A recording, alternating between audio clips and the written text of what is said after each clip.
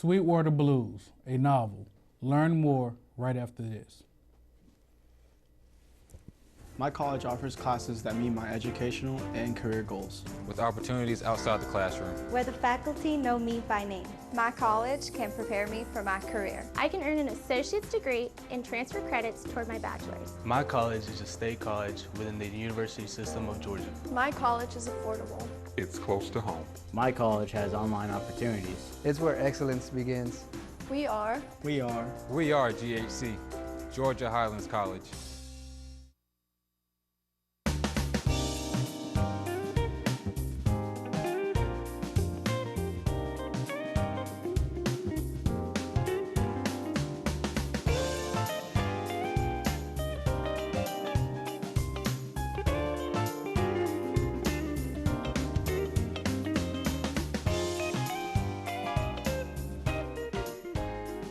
Welcome to Community Watch. Greg. Doc. How you doing? Great. Really? Great. Well, I'm glad to hear it. And I know you're excited because we're doing a literary show, and so I know this is one of those shows that you really appreciate. Yes, and you as well. I do.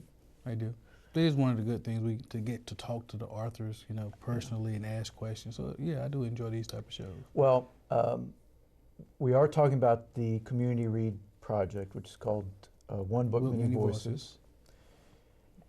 And has there ever been have we ever had an author on the show before? I don't think so. No. So we finally trapped one, it looks like. Trapped is the word. But this year the Community Read book is Sweetwater Blues by Raymond Atkins, who is from Rome, or at least has resided in Rome for quite a while. He might as well be from Rome now. And I think that's excellent. I mean, oh yeah, I think it's about the 10th year anniversary, somewhere around there. I just think it's fitting because you promote a lot of authors that live outside of Rome, and to promote one that actually live here. Yeah. And I think, so you can see, that the range of people, and I think people are going to be surprised, but I mean, Mr. Atkins has several books, so I mean, I think it's very fitting that we have someone from Rome at some point. Well, we will be talking with Mr. Atkins today, along with John Quist from the One Book, Many Voices Committee, and stay with us. It'll be a great show. We'll be right back after this.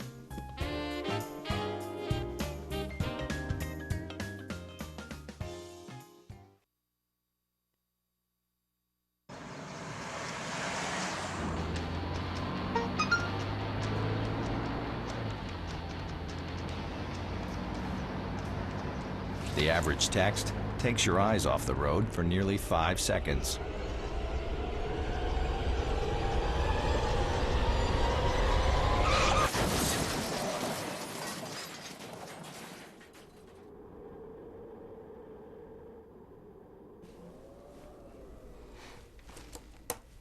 Welcome back to Community Watch, and we're thrilled to have with us today Raymond Atkins and John Quist. Welcome to the show.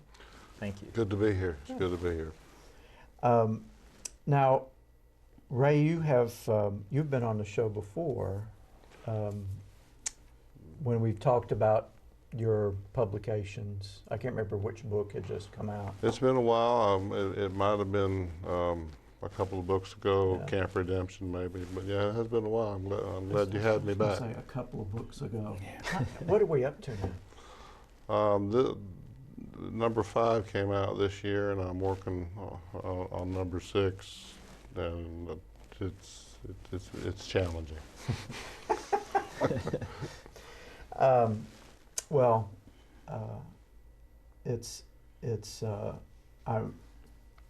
guess pride is one word that comes to mind, because I'm proud that you're doing so well, and that you are from Rome, and it gives us all kind of a chance to share in your success in a way. Although a lot of us have tried to prevent you from succeeding, I'm sure, in various ways. I know you are instructor at Georgia Northwestern now and have taught at Georgia Highlands. And a few years ago, you were a student at, was it Georgia Highlands? It wasn't that long ago that I was a student at, well, it's been a long time, but it seems like just yesterday I was a student at Floyd Junior College. Yeah. Yeah. So I go back a long way with that particular school. It's interesting, I was talking to a student out there the other day who was interviewing for the 6 Mile Post. And I was telling her the story of lake policies. Oh, right, yeah. And none of the current students know that story. They all, really? That used to be the greatest story ever. For those who don't know, there used to be a sign with the lake policies on it right down by the lake.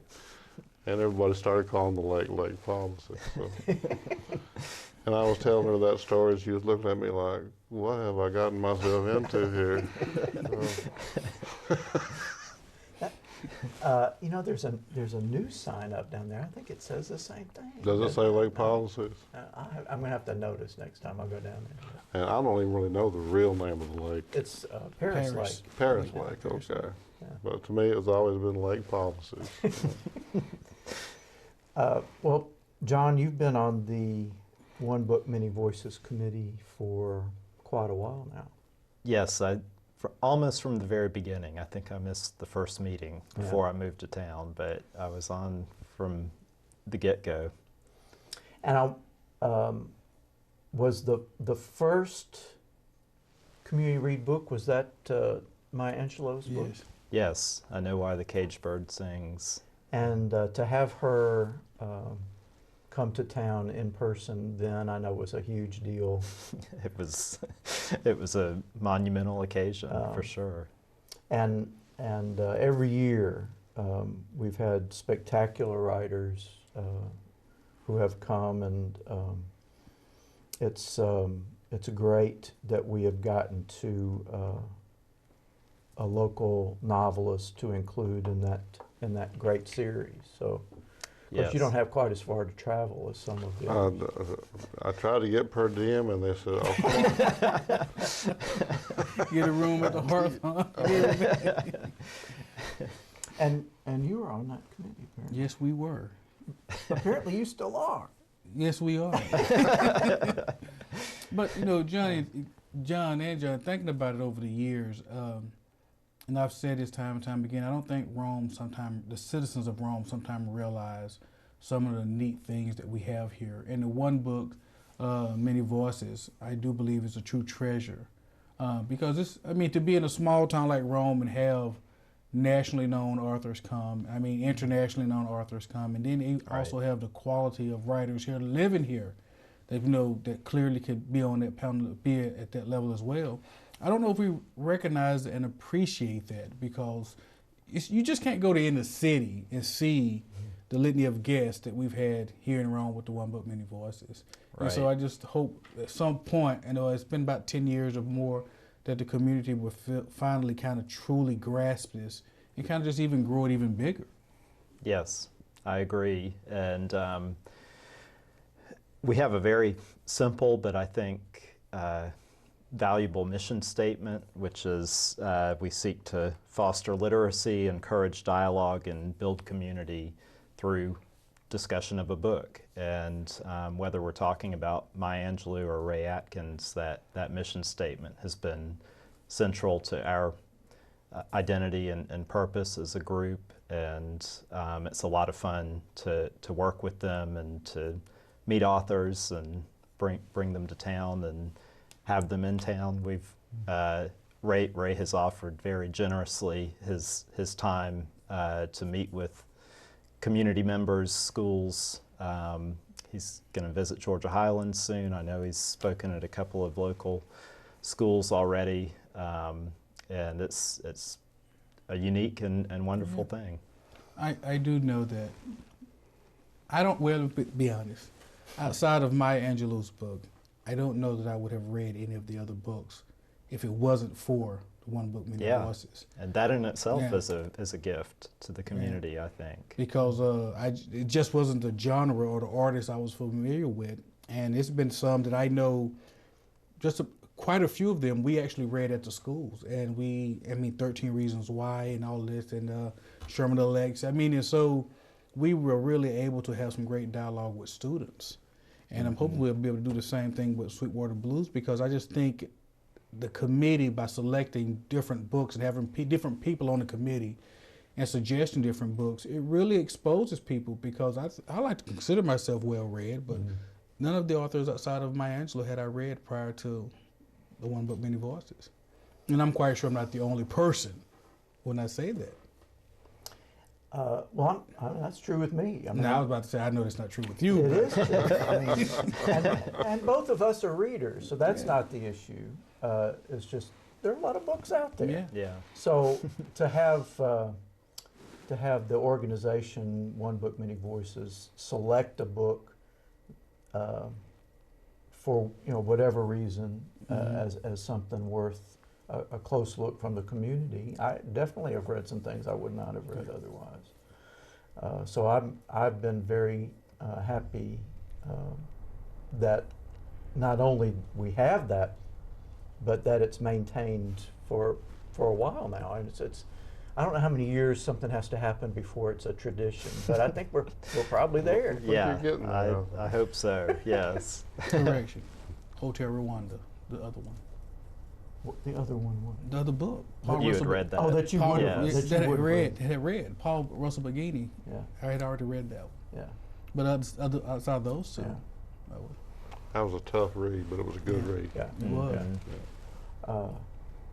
And impressive to meet him as well.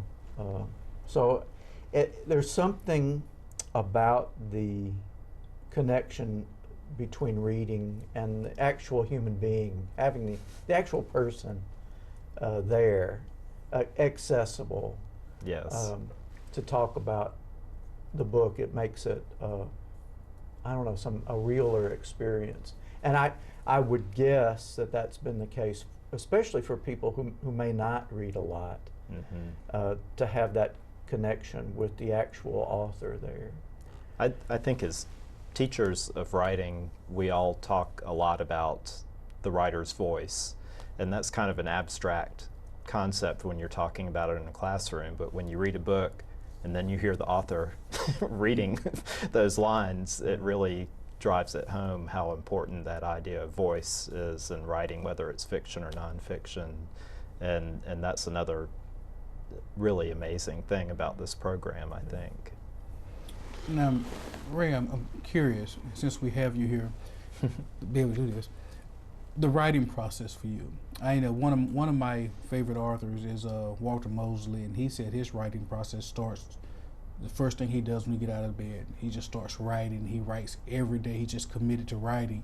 Not that anything becomes of that, he said, but that's what he has to do. He said when he gets up in the morning, the first thing he do, he just writes.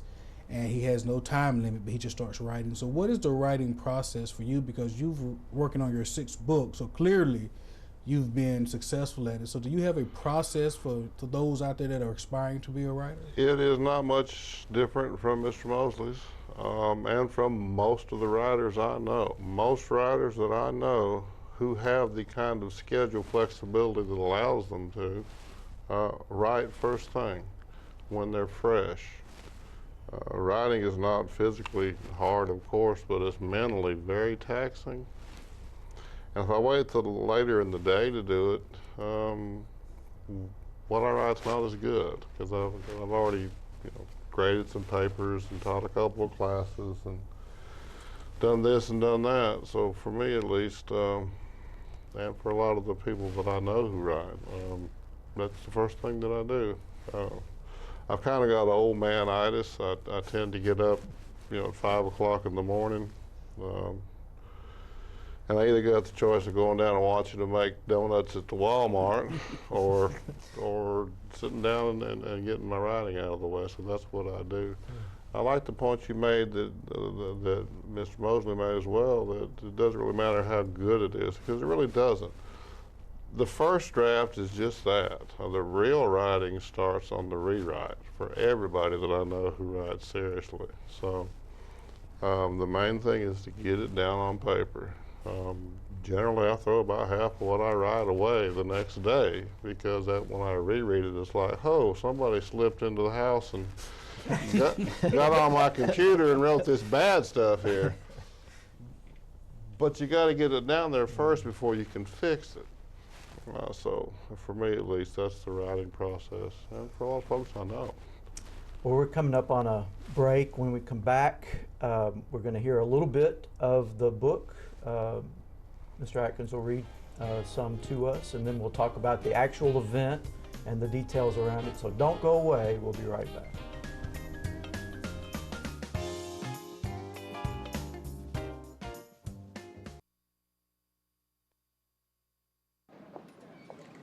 Hi, may I please have an application? Thank you.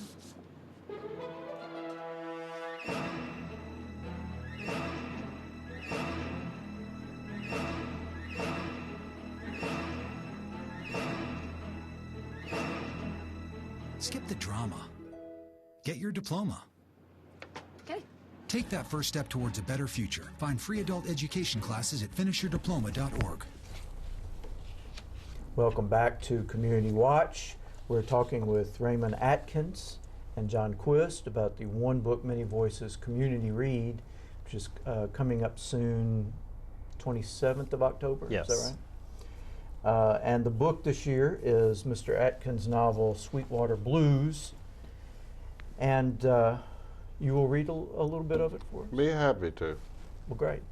Go ahead. I don't think that this section, this little selection, needs much setup, so I'm just going to read, and if you have some questions after. To complete the celebratory plan, they needed beer. One of the advantages of living in a dry county was that the bootleggers seldom concerned themselves with their customers' exact ages. If drinkers' legs were long enough to reach the pedals and their arms were long enough to reach the cash, then they were old enough to buy alcohol. The pair of graduates took advantage of this liberal sales policy and bought themselves a case of beer and 3 bottles of cheap sweet wine for toasting. This wasn't the first alcohol they had ever consumed, not by a long measure, but it seemed the best they had ever tasted, perhaps due to the gaiety of the occasion. They clinked their beer bottles in mutual salute as they sailed down the narrow asphalt in the Camaro. This was their turf. They had run these roads more times than they could count. They knew them like they knew their own names, Rodney Earwood and Palmer Cray, 2 up-and-coming young men parting the silky dark curtains of the soft Georgia night, curious and eager to see what marvels lay just on the other side. Eventually, they found themselves parked in the graveyard behind Mission Hill Baptist Church. It was an exceptional spot to drink or to take the Nickel sisters, because Millard McChesney, the local policeman, never came up there when he was out making his rounds.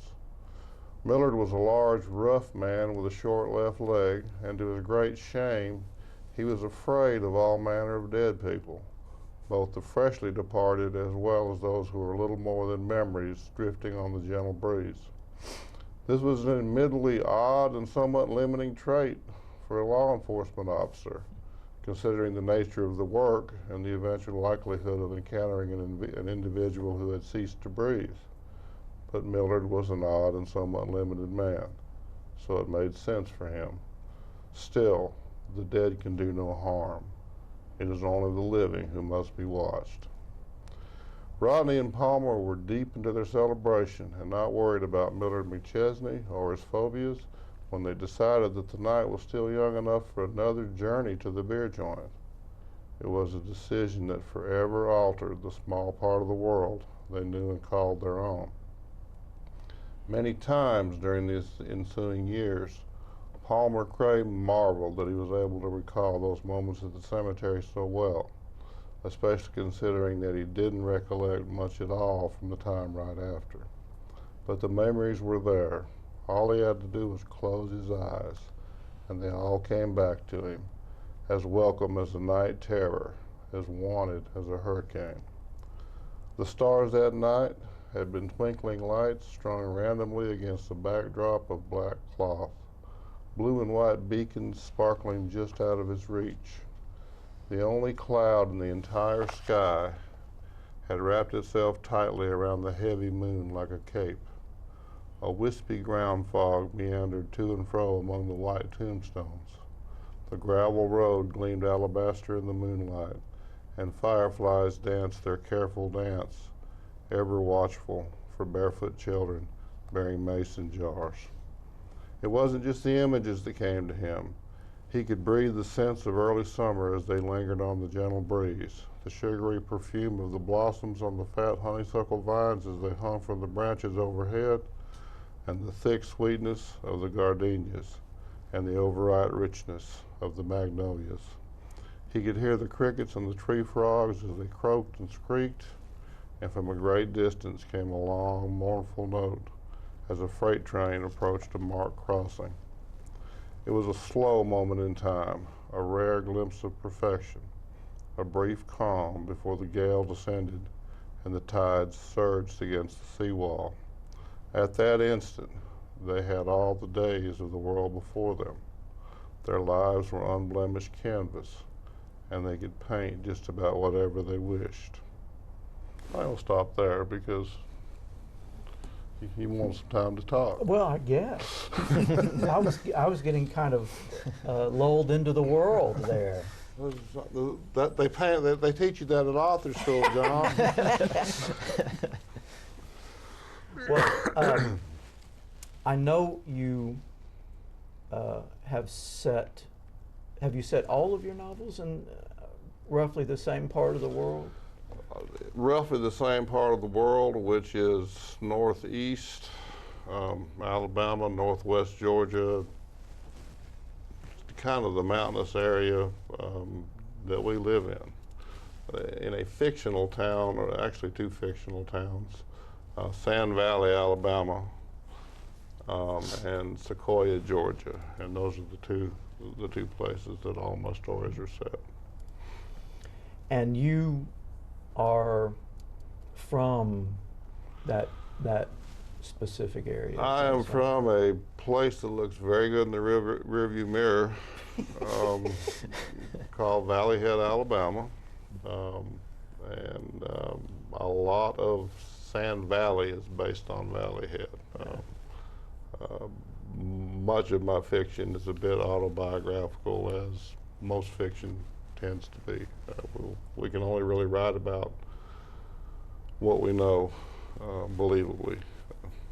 So I tend to write about things that I know about. Not that I have ever drank beer in a graveyard. No. No, I think that's totally fictional. I'm curious, the story itself. It's not an uncommon story, but it is a story that I guess we deal with really on a daily basis. But I guess it happens so often that we never really, we say, oh, that's horrible. But the story, the bigger story, we think about the, the accidents, but the story and the lives, people putting their lives back together. What was that like for you? I mean, did you have to, was something that you had experience with family or friends? Was it something you had to research, or was it just something you just found yourself able to write about? When I was a boy, when I was a young man, obviously this kind of behavior occurred quite a bit in the country. And a lot of the fellas that I grew up with are no longer with us, and they haven't been with us for decades. I mean, they ran out of luck. And that had always been a bit on my mind, and I thought that it would be the basis for a good story. But what really pushed me into writing this was that my wife and I had 4 children.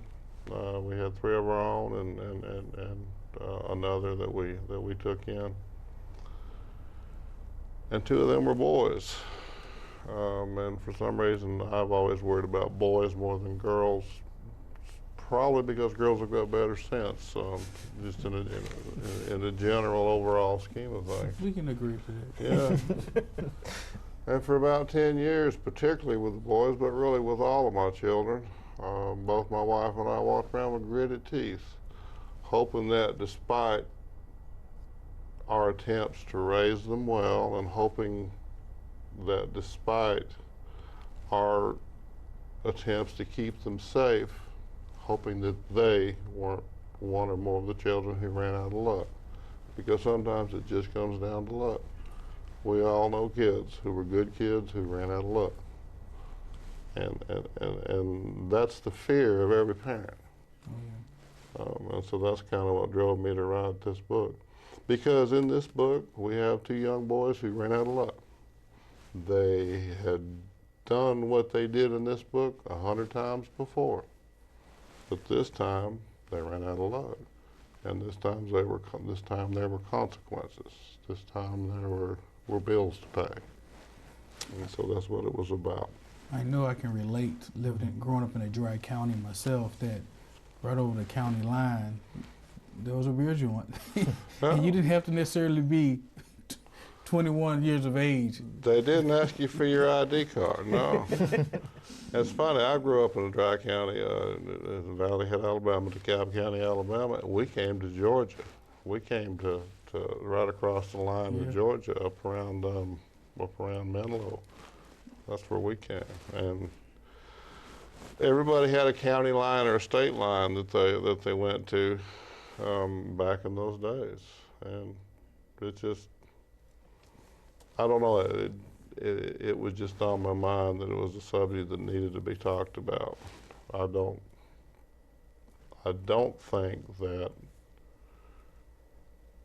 particularly these days, that the world is as forgiving of foolishness as it was back in the old days. I mean, I can remember a time when you never met an oncoming car while you were driving down the road.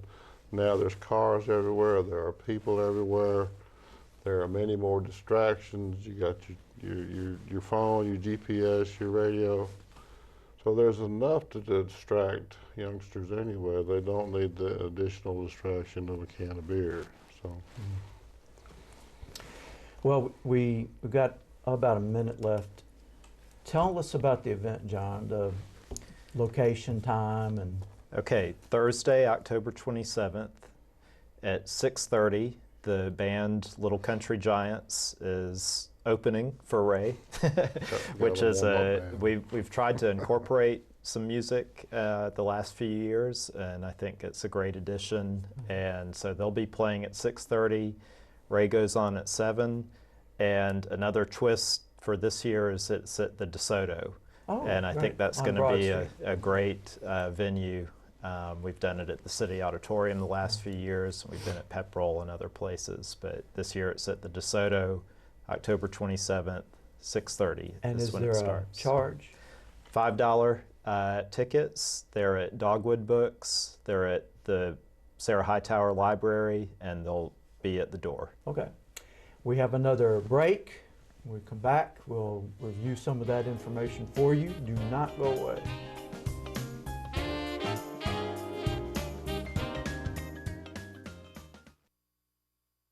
My college offers classes that meet my educational and career goals. With opportunities outside of the classroom. Where the faculty know me by name. My college can prepare me for my career. I can earn an associate's degree and transfer credits to a bachelor's. My college is a state college within the university system of Georgia. My college offers courses that fit my schedule. It's where excellence begins. We are. We are. We are. We are GHC, Georgia Highlands College. Welcome back to Community Watch. We've been talking with Raymond Atkins, a novelist whose Sweetwater Blues is the selection for the community read this year, One Book, Many Voices, and John Quist, who is on that committee. The event is October 27th, is that right? Yes. 6:30, music first at DeSoto Theater with Mr. Atkins to follow at 7. Get your tickets. You don't want to miss that event. And you need the book too, so you can get a nice copy of the book. It's available at several bookstores in town. Thank y'all for being with us. Thanks for having me. Thank y'all for being with us. We'll see you next time on Community Watch.